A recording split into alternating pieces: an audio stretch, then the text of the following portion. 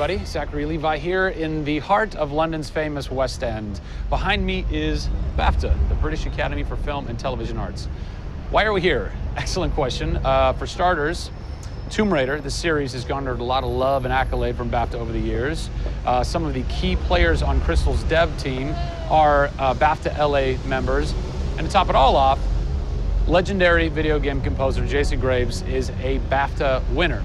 We're going to catch up with him in just a bit, but first, a little trip to Raleigh, North Carolina, where we go behind the scenes at Jason's recording studio. These are the final hours of Tomb Raider.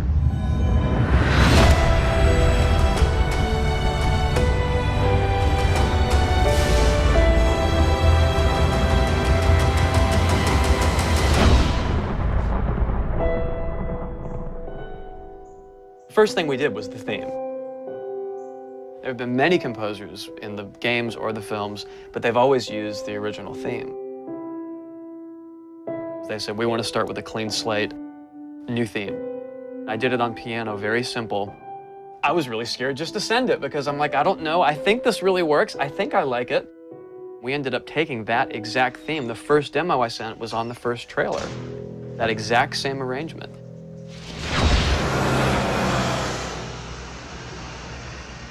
So, Jason, currently you're working on this reimagining of Tomb Raider. When you're taking on a new project, what are the things that attract you to that project?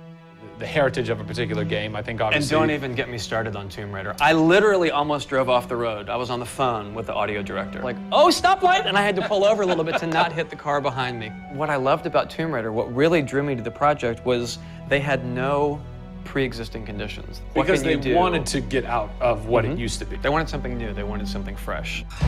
Jason's done hundreds of games at this point. He was an easy choice for us to go with on paper because he has such great experience. I listened through a lot of different material from a lot of different composers.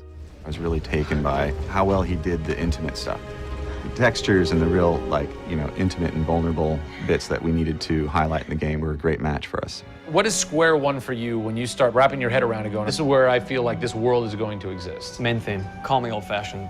Then it was a matter of finding out what kind of percussion would work. And always going back to the melody and the theme, because that's kind of the heart of the game. The most signature thing that we need to get right is Lara's theme. One of our big goals was that it can be used in any emotional context. What does it sound like? High action.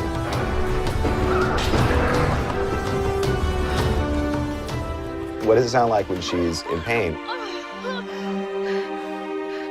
For music, the gameplay and the concept art, especially with the scavengers and kind of the shanty town, corrugated metal, how everything's kind of this amalgam of different stuff that they found on the island. I was like, that's what I want the music to sound like.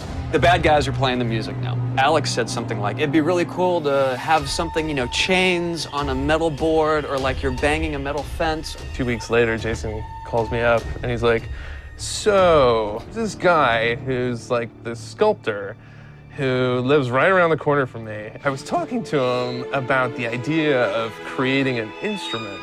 And I'm like, that sounds completely insane. We have to do that. Tackling the score to one of the most iconic franchises in the world brought a unique challenge. How best to capture the emotional timbre of the characters and island in music? People, I give you the instrument.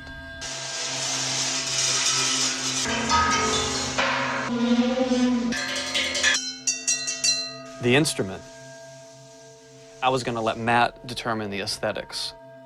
I was really only concerned about the sound that the sculpture was going to make. Matt built this, which looks pretty much exactly like Laura's original homemade bow in the game. There's different timbres based on different materials, metal, glass.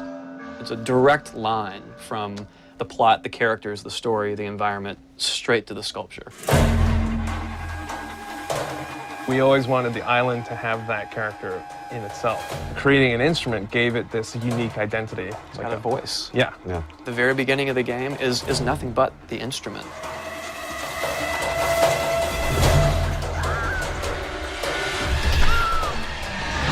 Who do you look at in video games or in film that you go, what they've done has shaped who I am and what I do for a living?